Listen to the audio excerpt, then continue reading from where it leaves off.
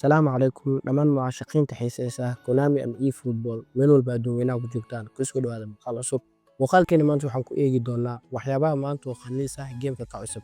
Waa wareey maanta geemka waxyaabaha ka cusub ayaan isla eegi doonaa. Dhalinyaro intaan muuqaalkeena gudaha u sii galin waxaan ka codsanaa inaad muuqaalkan like sarto, channelkan subscribe dhahdo, gambalelkana aad furato si aan u helno saaxiibo wanaagsan sida adigoo kaleeto. Waayahay waa wareey gudaha ayaan u sii galaynaa geemka.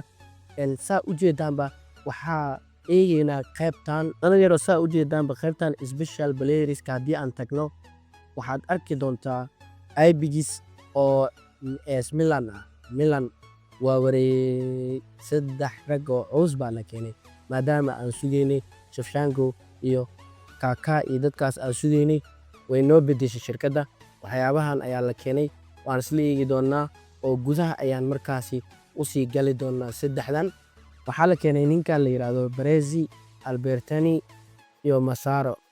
Saddexdaas rag ayaa la keenay marka saddexdan ayaa la keenay maadaama aan sugaynay Shevchenko iyo dadkaas waa la bedelay. Waayahay World Wide ka isla eegaynaa maadaama aan dhahnay ciyaaryahan baa la keeni doonaa. Ciyaaryahanada aan dhahnay ma la keenay.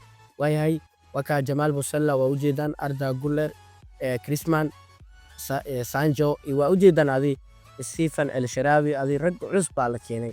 Waa raggii aan idin dhahay oo sawirkooda ay idin tusiyay waa la keeni doonaa aan idin dhahay waa raggan.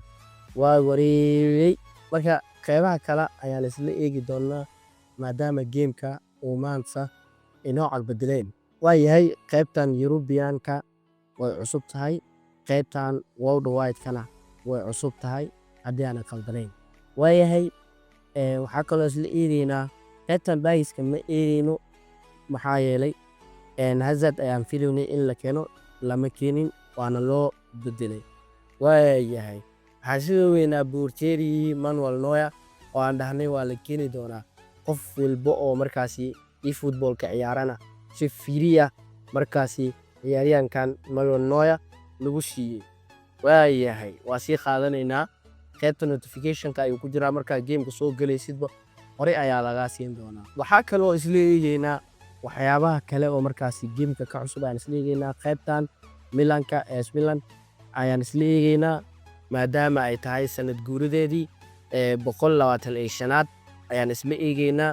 125 sano ayay jirtaa micnaha kambeenkii oo Barcelona oo kale waaye kan ayaa la keenay asiga ayaa geemka ka cusub iyo qaybtii hadda intii hadda aan kuu soo sheegay ayaa geemka ka cusub. Waayahay intaas ay ku kooban tahay warbixinteena maanta. Haddii aad muuqaalka dhammaadkiisa nala soo gartay muuqaalkan like sar, channel subscribe, gambalelkana furo si aan wada saaxiibo wanaagsan sida adigoo kale.